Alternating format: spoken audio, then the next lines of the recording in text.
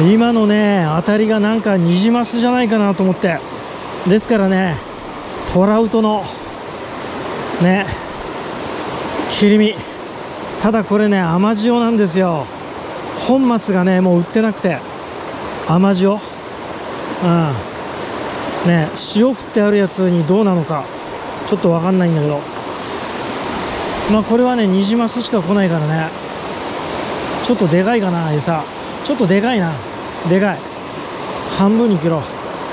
ちょっとでかいよ、いくらなんでも。結構ね柔らかい甘塩。まあいいや、これでいってみよう。さあどうでしょうか。ニジマスなら一発で来るはず。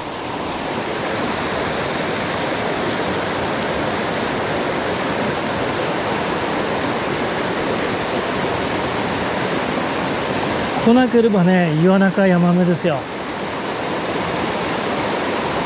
来ねえなニジマスがいたらねすぐ来ると思うよ。あ、でも甘塩だからかな、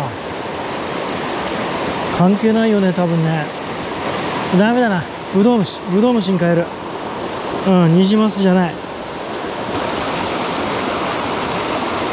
よし来たよし来たよしかかった。ああバレたよ。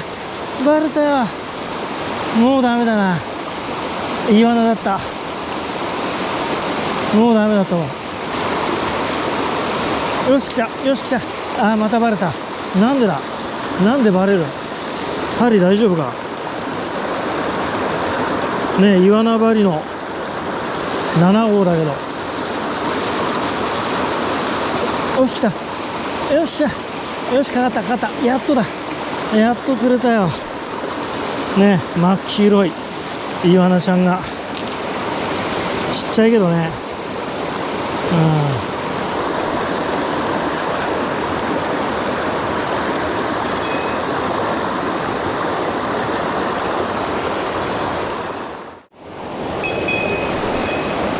久々来たなここ。まあまあねいつも通りの水量ですよ。おいしょ。ね、頭上の木が茂ってるからね、そこが要注意。よいしょ。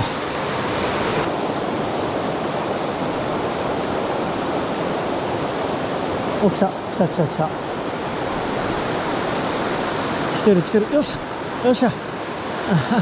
何がよっしゃだよ、こんなチビね。もうね腹立つね、すごいチビだ。まあね外来種なんで持ち帰りますけど。来た。まあねさっきよりはでかい。なんだこれは。イワナだ。綺麗なイワナね。 100% エゾイワナに見えるんだけど、ちっちゃいけどまあ分かんないですけどね。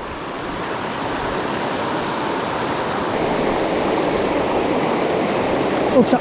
すぐ来た。よし。なんだ今の、ちっちゃいのかな。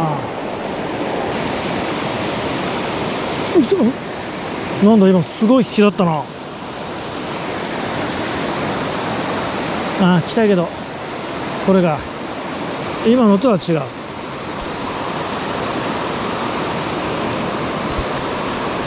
うね。イワナが多いねこの辺は。チビだけど。お、来たけど、ちっちゃいんだろうな。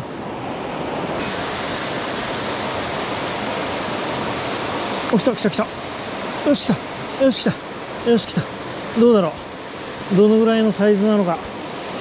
ちっちゃいけどヤマメか。おお、ちっちゃいっつってもねまあこんなもんですよ。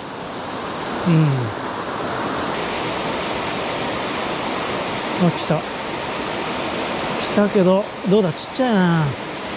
ちっちゃいのばっかりが。ブドウ虫落ちちゃったよ。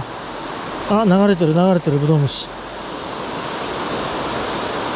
針も飲んでない。今切ってたけどちっちゃいな。もういいや、行こう。まあ行こう。あ、来た。今来た。足跡だらけだけどね、来たよ今。ほら来た来た来た。俺あ、バレた。ちっちゃいけどね。また来るかな。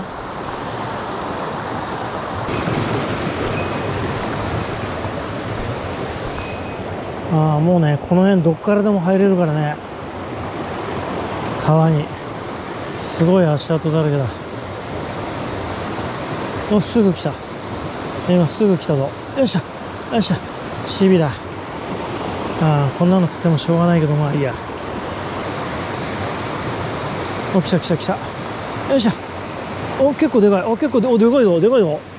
まあ、でかいっつってもね、そうか、太ってきてるから本当にでかく感じるんだ。また餌取られたよ。これはさすがに、あ、ラッキー。針は取れた。どう。俺のゴム手に刺さったよ、ゴム手に。もうすぐ来た。ちっちゃいのかな。ほら来た。こんなのが群れてんだよ。まあいいや、外来魚だから。うわ、アブだよ、アブ。アブがまた出てきた。まあ奥多摩だとね、完全リリースサイズのヤマメ。まあでもね、外来種ですから、国内外来種。アディオス。アブが来てるよ、アブが。急げ。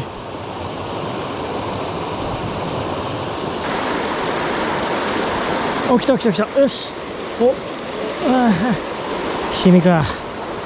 ヤマメばっかり。なんかアブがブンブン回ってんだよな。ほんと嫌になるな。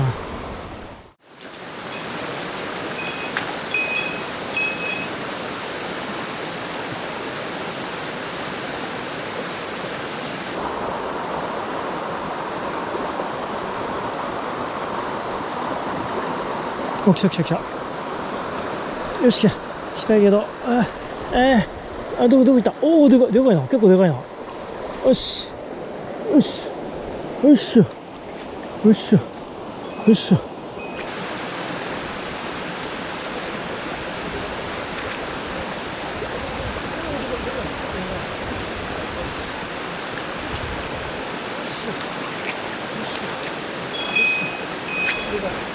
でかい。さすがね。ここはいつもね、でかいの釣れんのよ。これなんだ、ヤマメじゃねえか。ちょっと目が悪くてね、よく見えないの。ヤマメだ。ついに亀田川最高記録ね。お、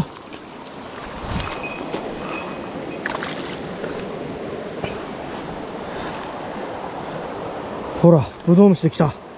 ついに来た。見てよこれ。ですけど、なんだろう、これヤマメだよね。何今こうしてるの。ヤマメだ。変化したヤマメね。全然ね、引きが違うんですよ。重い、ずっしりとね。見た目ね、ニジマスに似てるんですけど、なんだろう、あれこれヤマメだよな。妙な顔してんな。ヤマメだ。銀化したヤマメね。全然ね、引きが違うんですよ。よく走る。でサイズ的にはね、痛い痛い痛い。口が痛い。すごい歯だね。すごい歯。サイズ的にはね、これはね25センチ超えてる。26センチぐらいね。最高記録ね。これあれですよね。刺身をやりましょう。でまあね、ほら見てよ。ちょっとね玉網持ってきてないんでね、あれですけど、なかなかね、ほらもうマスって顔してる。ヤマメじゃないね。マス、こんなのがいる。まあヤマメなんですけどね、サクラマス。いやーね、記念撮影してたらね、弱っちゃったよね。いっぱい記念撮影して、じゃあね、閉めちゃおう。まあ針はロストしてもしょうがないな。危ない、自分の指切るとこだった。ほら見て、持ってる持ってる、ほら卵ね。マスコだ。かなりでかいよ。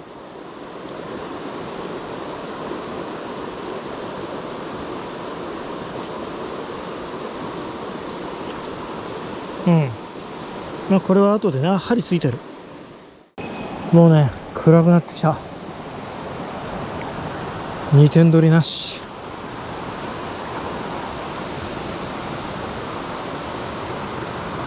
お、来た来た来た来た。あ、チビだな、チビだ。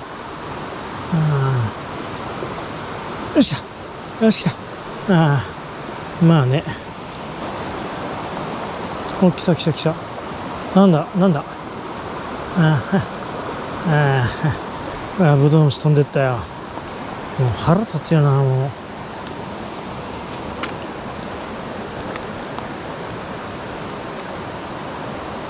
でまたグローブに引っかかると、もうこのパターン勘弁してもらいたい。うん。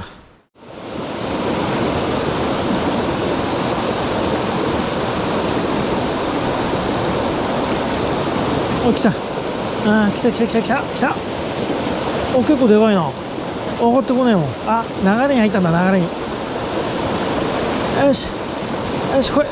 お、結構でかいでかいでかいでかい。ほらでかいね。2点カメラは撮ってないけど結構でかいよ。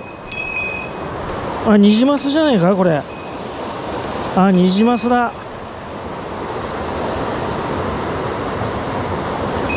違うかな。あ、ニジマスだ。ほらレインボーだね。レインボー、ほら。あー、切れた切れたけど、まあしょうがねえ。レインボーと釣れた。レインボー。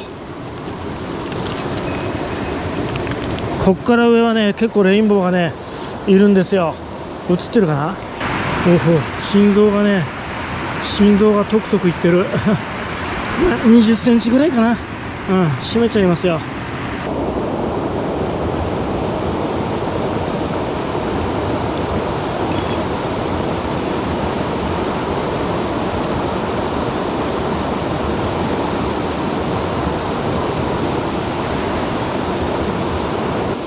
じゃあね、ニジマスがいるんでね、ついにまた甘塩ね、なんだっけ、トラウト、アトランティックサーモン。トラウトじゃねえ、サーモンだこれ確か。大暴れしたからな。お、なんだ、持ってかれてる気がするんだけど。お、来た来た来た。よし来た来た来た。ニジマスだ。あ、お、でかいでかいでかいぞ。よし、頼む頼む。お、うわー、すげえでけえでけえ。うわ、流れに乗った流れに乗った。ダメだ、これはダメかな。どうだ、そんなにでかくはないけど。やった、2匹目でかい。これはでかい。ほら見て、よく開けられたな俺。ほらねえ、見て、でかいね。2点カメラ撮ってないのがね惜しいぐらい。うん、もう今から撮ってももうダメかな。おお、こんなのいいんだ。ほら見てよ、この口。久々釣った。うん、30センチ。尺だね、尺。8号のねイワナ張りなんでね、あげられましたよ。うんね、上から落ちてきてんだ。すごいな。どうしよう、2点カメラ今更やるかな。もうダメじゃないかな。やってみるから、2点カメラ。まあ今日はねここで終わりにして、だから2点カメラもやっちゃうから、ちょっとね置いて。これね、長いね、長いね。厚さはない、厚さは。だからね抜き上げられたんだ多分ね。流れに乗ったんだけど。で問題は針。あ、ここにちゃんとかかってる。ほら見てね。さすがイワナのね、ほら見て、ぶっとい針。ちょっとねいただき物の針なんですよこれ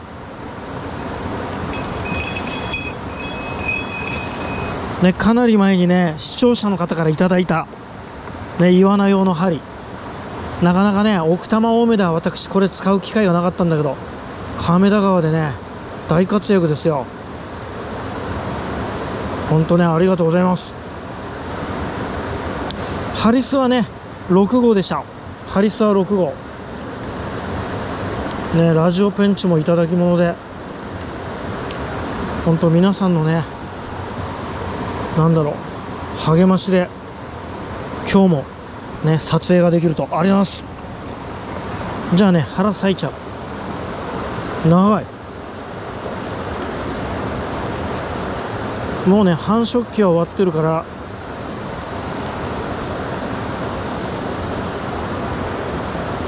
まあ、あえてね、胃袋の中は見ないけど、なんか硬いな。なんか入ってんだ、胃袋。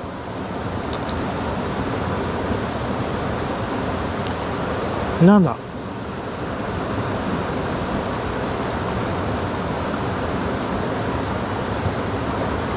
あ、虫だ。ほら。セミみたいなの食べてる。セミだ。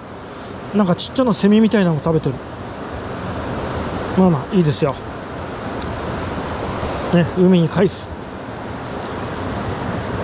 海じゃねえや、川ね。川に返すと。そう。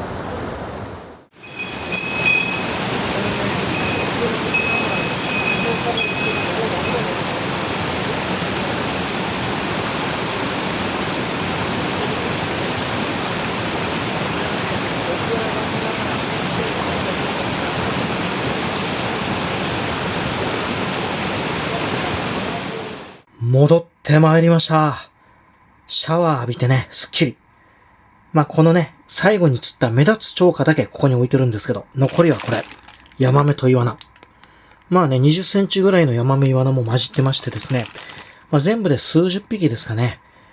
ただね、出だし早々から水が濁り始めましたでしょう。で、水温もね、急激に下がって。あの時ね、ピタッと当たりなくなっちゃったんですよ。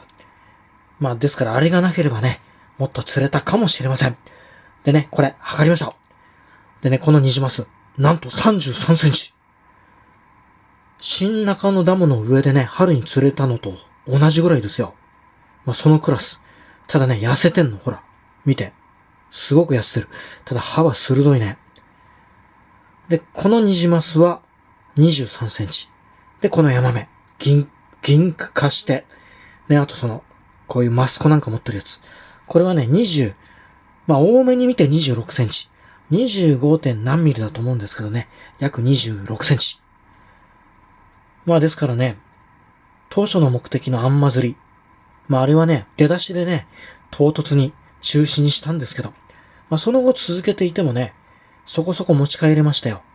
ただね、ここにいるね、3尾、これはね、アンマ釣りで釣れたかどうかはわかりません。で、今日はね、これは調理いたしません。でも、この3尾とね、あとこの中のヤマメ。これはね、綺麗に洗って、今日急速冷凍しますよ。マイナス24度。で、まあそれはね、刺身で食べたりとか、まあ後日ですね。で、今回はね、イワナだけ。まあちっちゃいのも含めてね、明日、調理いたします。それはまた明日、撮影ということで。ね、今回はお開きでございます。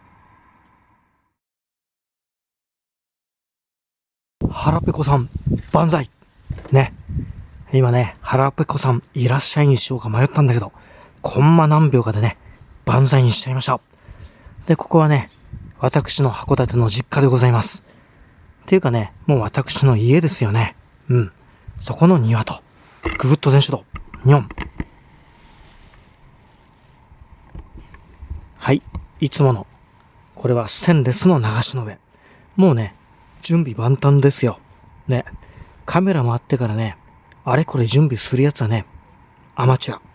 ね、カメラ回った時にはね、もう全部ね、用意できてるわけですよ。ね、向こう見てくださいよ。ぐぐっと。ちょっとね、逆光で眩しくてね、映ってるかどうかわかんないけど、映ってる？多分ね、今嫌な音がね、入ってると思う。ね、三脚の音。ね、薪ストーブにもね、燃料の段ボールと、あとなんだっけあれ、着火剤。忘れちゃった。ね、すぐ火がつくやつ。ね、分火焚き付けか。ぐぐっと戻す。で、まあ、これね、もうちょっとこうか。ね。メインチャンネルのね、あんま釣りで、亀田川。まあ、そのね、後半っていうかね、料理編なんですよね。で、昨日釣ってきたね、魚のうち、イワナはね、ここにある真ん中の、横に並んであるやつ。だとね、ニジマス2尾に、ヤマメ多数と。で、ヤマメはね、1匹、銀化した。でかいのも釣れたんだけど、でヤマメ、ニジマスはね、冷凍しちゃいました。で、今日はね、イワナだけ食べようと思うんですよ。魚としてはね。しかも、自分で釣ったやつ。ただね、これだけだとちょっと少ない気がしてね、冷凍庫から横にいるイワナを解凍しました。やっぱね、冷凍して解凍するとね、肌にツヤがなくなるよね。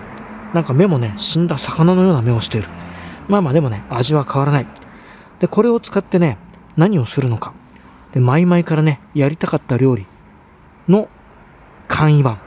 で、それはね、なんていうのかな。イワナの石味噌焼きっていうんですかね。イワナ、ネギ、石味噌焼き。まあいい。ね。とにかくね、子供の頃ね、ドキュメントでテレビの、東北、少なくとも本州の川魚、釣り師がね、渓流師ですよ。何人かでね、イワナを釣るわけ。泊まりがけで行ってたのかな。でね、昼飯なのか晩飯なのか忘れましたけど、釣ったイワナをね、河原の石を焚き火で焼いて、その上で味噌と刻んだネギを入れてね、食べるんですよ。で、もちろん日本酒飲みながらね。で、それはね、晩酌のご飯も炊いてましたからね、ご飯のおかずにもなり、もちろんね、酒の魚にもなると。やりたくてしょうがなかったんですね。で、実はね、2年ぐらい前にね、一度三鷹でやったの。イワナ使って。で、イワナはね、釣り師から、ちょっとね、今、銀梅がやってきた、銀梅が。もうね、銀梅はね、犬のクソとかに止まってるからね、腹立つよね。まあ、いいですよ。ね。フライパンでね、釣り場でね、釣り師の人からいただいたでっかいイワナでやったんだけど、ちょっとね、火力が弱いのか、いまいちだったんですね。ちくしょう、はい、ムカつくな。とっとと進める。かといってね、石でしょで、渓流でやってもいいんだけどね、私、日帰りですから、自転車、酒飲めないわけですよ。キャンプの時であればいいんだけどね、ちょっとそれいつになるかわからないんで、要はね、庭のね、薪ストーブでやっちゃいましょうってことです。じゃあね、石はどうするのね、これですよ、これ。じゃじゃじゃん。もう買ってある。ね、バーベキュー用の鉄板。ホームセンターでね、1400何十円だったと思う。見てほら。45センチ ×31.5 センチ。で、これがちょうどね、薪ストーブにね、ボーンと乗るわけですよ。ね、ちっちゃなね、鉄板でちまちまなんかやりたくない。ですから、これを使ってね、やっちゃいます。うわ、ちくしょう、はい。ただ、これだけだとね、寂しいんでね、ちょっとスーパーでね、これ買いました。ね。マイカ。要はスルメイカですよ。だから日付今日。真っ白ですけどね、今日一応店頭に並んだと。でね、1尾はね、今後行くであろうね、また海釣りのね、餌に取っとく。冷凍して。残り3尾はね、鉄板焼き。で、さらにね、ちょっと今、銀梅がね、2匹も止まってやがる。ね、これ、ニシンですよ。で、これ買ったニシンかな。これをね、冷蔵庫で丸干しにしたの。腹綿も入ってる。綿はね、入れたまんまいいかな。これも焼いちゃいますよ。じゃあね、今日買ってきたネギ。3本で199円。高い。でもね、1本だけね、刻みます。で、包丁はね、これ。あら、星野何これと。ね、昔使ってたやつですよ。で、これね、私、視聴者さんにね、プレゼントしたと思い込んでたの。函館のね、三鷹のね、アパートに遊びに来たね、視聴者さんにあげたような気がしたんだけど、ね、車庫調べたらね、残ってたのよ。ほら。これ随分使ったよね。もうサビサビだけど。ね。ネギ刻むだけだからね、今日はこれでいっちゃう。ちょっと、ね。一応ね、水で洗った。ネギにね、サビがついてもね、それはあれですよ。鉄分ってことで。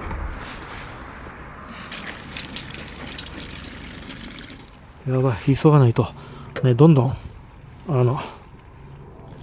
イワナが悪くなっちゃう。もうね、山の渓流釣り師がね、適当にやる料理だから。ね、ぶつ切りだ、ぶつ切り。これでいい、これで。ね。それハサミでよかったんじゃないって感じ。っていうかね、手でちぎれ。そう。渓流で何にもなかったら手でね、折ってちぎるよね。もういい、もういい。なんかね、銀梅がね、狙ってるわけですよ。断れば、俺のイワナを舐めてやろうみたいな。なんか動画ではもっとね、細かく刻んでたような気がするんだけど、焼いていくうちにばらけるでしょ。ね。じゃあ念のため、縦にもいっとくよ、縦にも。って。これでばらけるでしょ。だったらね、長いうちからね、やっといた方がよかった。ね。でもね、大した量じゃない。危ない危ない。まあまあいいかな、これで。そうそう、これでいい。ね。ちょっとこれがでかいな、やっぱ。もうちょっとね、細かくやるつもりだったんだけど、ハエが鬱陶しくてさ、この野郎、止まりやがった。また洗おう。で、大体ね、犬のうんことかに止まってんだよ、こいつら。腹立つよね、ほんと。渓流に銀梅はいないからね。いるかな。季節によってはいる。じゃあね、火をつけます。鉄板はですね、綺麗に洗いましたよ。ね、あのまま行ってもいいんだけどね、結局ね、アウトドアコーナー、ホームセンターで買ってね、そのままバーベキュー場で焼く若者軍団もいるでしょう。それを考えてね、最初から綺麗だと思う。まあいい。ね、一応洗った。だって人間だもの。点火。あれ何ロッカー行っちゃったんじゃない？こう久々だからね、なんか。はい、ついた。一気に燃え上がる。で、ちなみにね、さっきの魚とか向こうですよ。ギュッと。ね、あの例のプラケース、あの中に入れてある。お、ね、煙突もいいですよ。長い。俺の顔にかかんない。風向きもいい。段ボールのね、燃料はよく燃えるんだけどね、持続時間が短い。でも大量にあんのよ、段ボールが。ではね、油。ね、使い回しのやつですよ。ちょっと油流す。油引きがあればよかったね。で、まあね、私のね、記憶でやりますんでね、つうかね、こっちがね、坂になってんだね。まずね、本来石に引いた油でね、よし、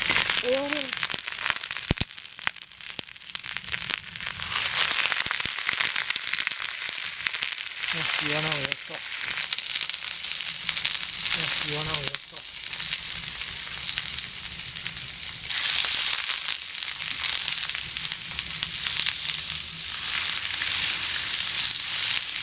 まあ先にね、岩菜の焼き味噌作っちゃおうか、じゃあ。ある程度までいってから、イカとあれを焼くと。そうじゃあね、洗ったサンマの丸干しを端ね、一番端。ただね、こっちが斜めになってっからね、油が来るかもしんないね。で、まあね、ドキュメントではね、焼いてね、頭と骨を外していくんだよね、確かね。できるかな。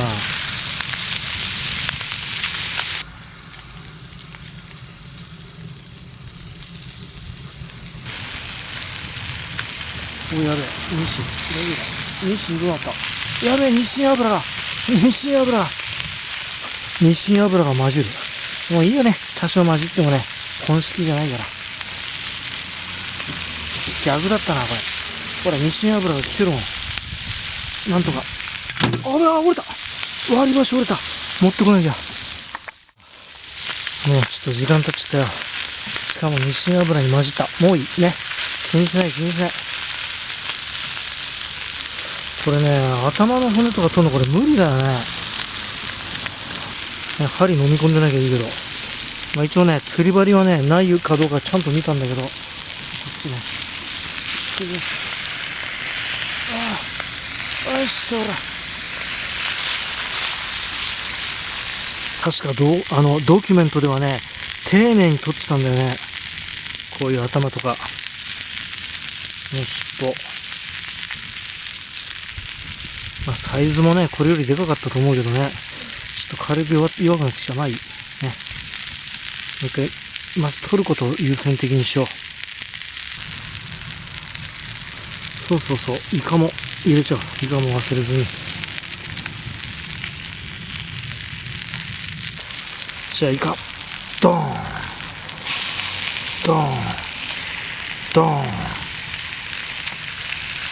で、イカの味も混じるという。で、ネギ。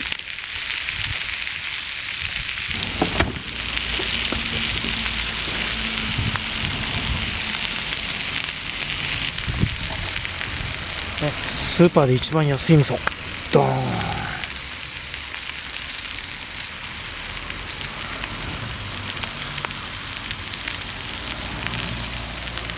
そしてみりん若干ね、みりん風調味料。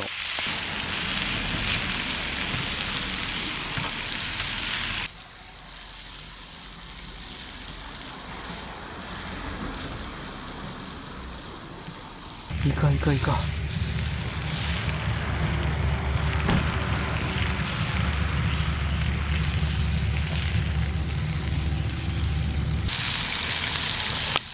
味噌がね全然少ない。ドーンとみりんも持ちきれる。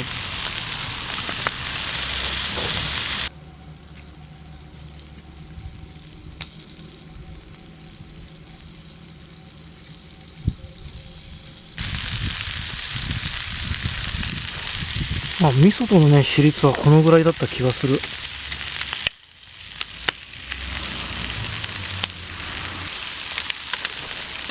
いしょ。これ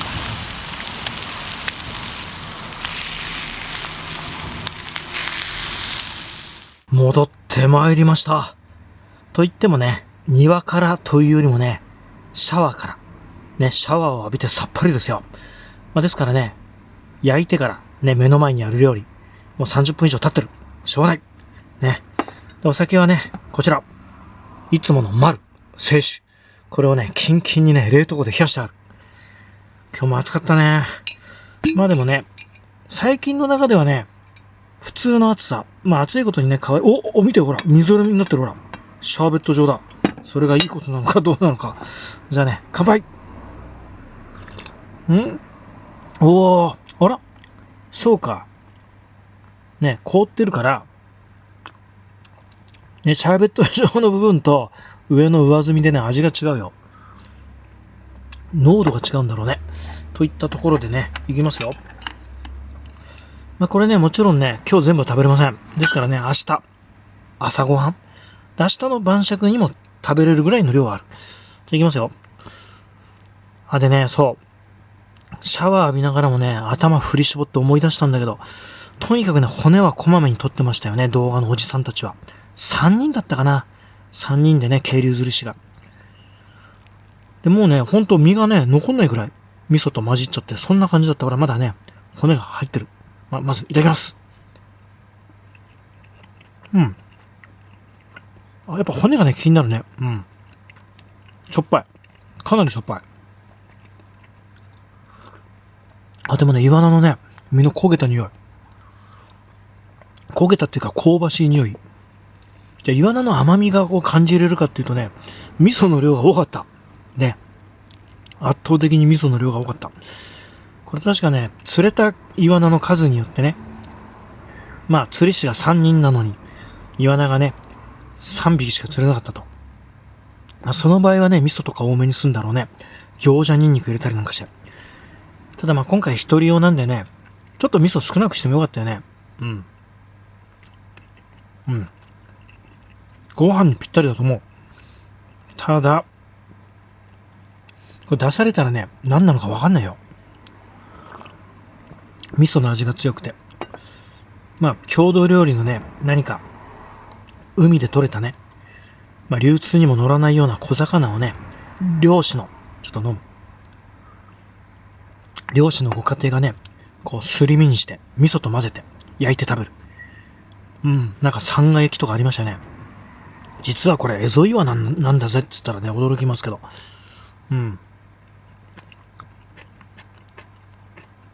でも大体わかった。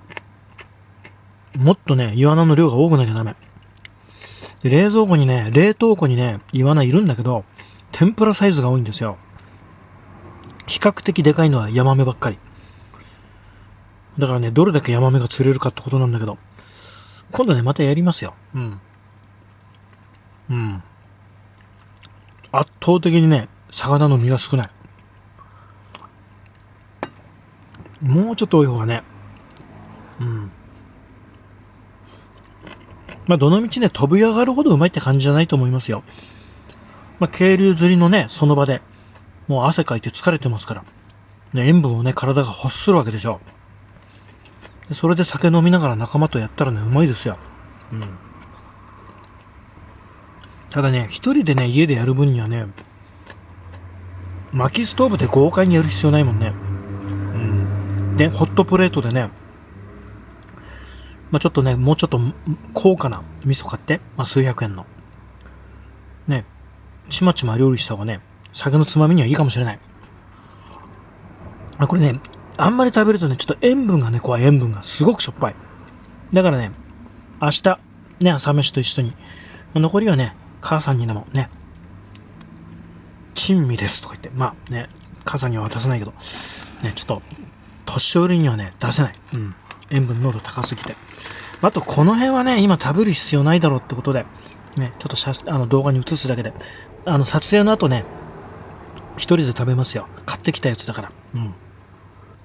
で、まあ今回のね、メインチャンネルの方のあんま釣りのご報告。まあ見ていただいた通りですけど、速攻2尾かかりましたよね。もうね、釣れるだろうことは分かってたの。ただやるのはね、今回、渓流魚のあんま釣りは初めてですから。まあね、ピストン運動って言うんですか、ピョコピョコピョコピョコする。あれでね、渓流魚が警戒するかなと思ったんですけど、逆でしたね。あれね、途中ね、ちょっと水がね、濁ってきて水温下がって、まあ、ちょっとね、ダムの放水量が若干増えたのかもしれないですけど、当たりがなくなったんですよ。でもね、あんま釣りでやればね、魚のね、渓流魚の食欲をね、刺激したかもしれないですよね。あのぴょこぴょこ運動に。で流してね、すぐかかるならばね、ほんと脈釣りと同じ。ただ伸びきった後ね、ぴょこぴょこぴょこぴょこやってかかってますんでね、それも2匹ともね、口ですよ。ね、上唇にガツッと引っかかってましたでしょ。針が。まあ、下唇だったかもしれないけど。だからね、脈釣りよりも釣れる可能性はある亀田川の場合。ただね、ちょっと腰が痛いのとね、もしずっとね、あんま釣り渓流でやるならばね、上流から下流にね、当たり前だけど、降りていかなきゃいけないわけですよ。やりやすいやり方としては。だと腰、前かがみでしょ。ダブはね、まあね、森林湖とか蚊取り線香持ってきゃなんとかなるにしろ。最大のポイントはね、風景が見えない。で、及川のあんま釣りね、よくやりましたよ。黒目川とかね、島田湖で。で、あれはね、風景見えないんですよ。自分の手首なの見えんの。でね、川のど真ん中でね、まあ、ちっちゃな川だけど、催眠術に入るような感じ。で、渓流はそういうわけいかないのよ。ね、音も大きいしね、川の。で、なんかね、いろんなもの飛んでるでしょ。でね、足がほら、下がゴロタだから、渓流ですから。ちょっとね、及川のね、小川でやるあんま釣りとはちょっと勝手が違う、あれ。ただね、上に木がひしげってるところではね、提灯釣りなんかよりもね、やりやすいし。あとはね、釣果だけを求めるならばね、亀田川のような小さな渓流、しかも、擦れてないね、渓流魚がいっぱいいるところではね、一番数を釣れる釣り方かもしれないですよね。またやりますよ。ただね、一日中ね、あんま釣り渓流でやる気はありませんので、ところどころね、脈釣りでね、当たりがなくなったらやるとか、そんな感じ。といったところでね、残り食べてギターでも弾きますんで、お開きでございます。ありがとうございました。